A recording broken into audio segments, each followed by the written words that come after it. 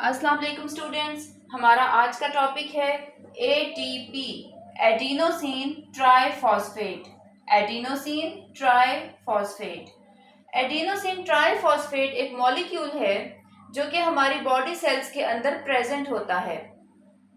ये मॉलिक्यूल हमारे सेल्स को, बॉडी को एनर्जी प्रोवाइड करता है डिफरेंट फंक्शंस परफॉर्म करने के लिए।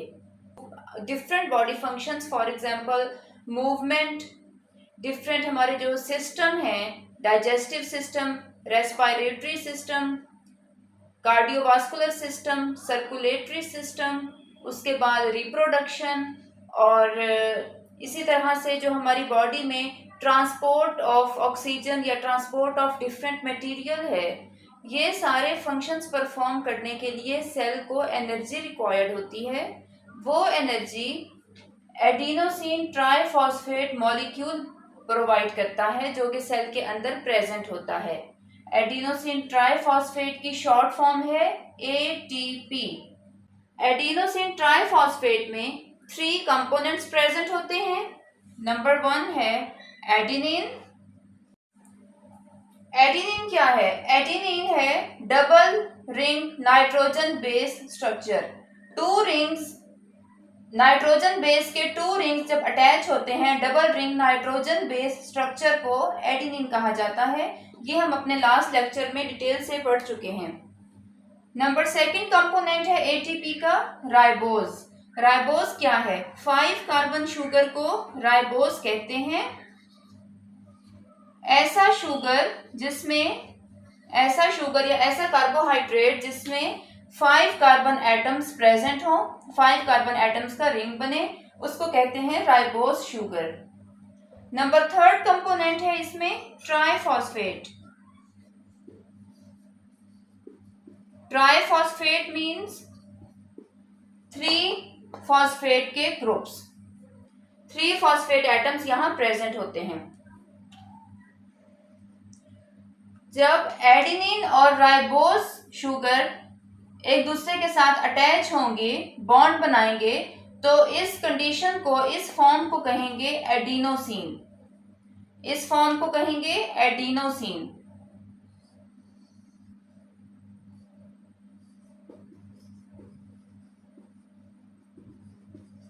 एडिनोसिन के साथ जब ट्राइफॉस्फेट का फर्स्ट फॉस्फेट ग्रुप अटैच होगा, यहां बॉन्ड बनाएगा, तो इस फॉर्म को कहेंगे एडिनोसिन मोनोफॉस्फेट।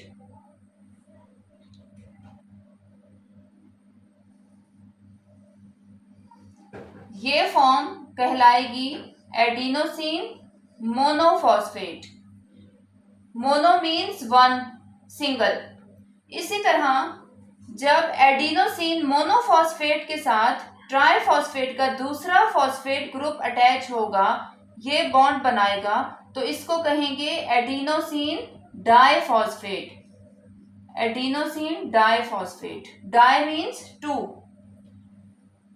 और जब ट्राइफॉस्फेट का तीसरा फॉस्फेट ग्रुप एडिनोसिन डाइफॉस्फेट के साथ अटैच होगा, तो इसको हम कलेक्टिवली बोलेंगे एडिनोसिन ट्राइफॉस्फेट ATP।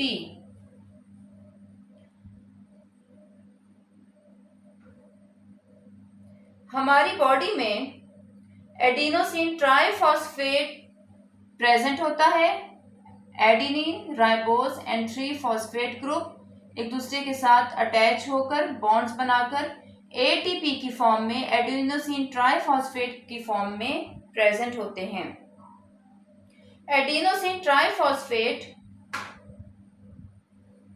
जब हम खाना खाते हैं, फूड इनटेक करते हैं, तो ग्लूकोज की ब्रेकडाउन के बाद जो एनर्जी रिलीज होती है वो ATP में स्टोर हो जाती है, एडिनोसिन ट्राइफॉस्फेट मॉलिक्यूल्स में स्टोर हो जाती है।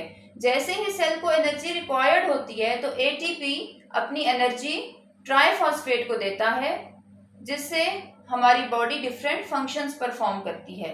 कौन से फंक्शंस परफॉर्म करती है? For example movement, digestion, circulation, transport of gases and different materials in the cell, ये सारे फंक्शंस, रिप्रोडक्शन, ये सारे फंक्शंस हमारी बॉडी तभी परफॉर्म करेगी जब उसको एक रिक्वायर्ड अमाउंट में एनर्जी मिलेगी, और वो एनर्जी एटीपी देता है। एटीपी जब एनर्जी रिलीज करेगा, अपनी एनर्जी देगा, तो वो एडीपी में कन्वर्ट हो जाएगा, एडीपी प्लस फॉस्फेट ग्रुप। ये बॉन्ड ब्रेक होगा, ये वेव की शेप में बॉन्ड है, ये दोनों बॉन्ड्स फॉस्फेट ग्रुप्स के दरमियान जो बॉन्ड्स हैं वो वेव्स की शेप में हैं, और इनको कहते हैं एनर्जी बॉन्ड्स। ये भी एनर्जी बॉन्ड है, ये भी एनर्जी बॉन्ड है। जब सेल को एनर्जी रिक्वायर्ड होगी तो एटीपी एनर्जी प्रोवाइड करेगा। कैसे करेगा? ये एक बॉन्ड ब्रेक होगा, ये फॉस्फेट ग्रुप अलग हो जाएगा, और एडीपी एडिनोसिन डाइफॉस्फेट अलग हो जाएगा। ADP plus phosphate group separate हो जाएगा, ये बॉन्ड ब्रेक होगा, और इसके ब्रेकेज के रिजल्ट में एनर्जी प्रोड्यूस होगी जो कि सेल यूज करेगा डिफरेंट फंक्शंस परफॉर्म करने के लिए। कुछ देर के बाद एडीपी और फॉस्फेट ग्रुप कंडेंस होकर वापस एटीपी में कन्वर्ट हो जाएंगे। फिर उसके बाद साइकिल रिपीट होगा, सेल को एनर्जी रिक्वायर्ड होगी तो एटीपी एडीपी में कन्वर्ट हो जाएगा, बॉन्ड ब्रेक होगा, एनर्जी रिलीज होगी, in the result ADP plus phosphate group separate हो जाएंगे। कुछ देर बाद फिर वो कंडेंस होकर वापस एटीपी में कन्वर्ट हो जाएंगे। स्टूडेंट्स, एटीपी को इसीलिए the energy currency of the cell कहते हैं कि एनर्जी के बगैर एटीपी के बगैर सेल अपना फंक्शन परफॉर्म नहीं कर सकता।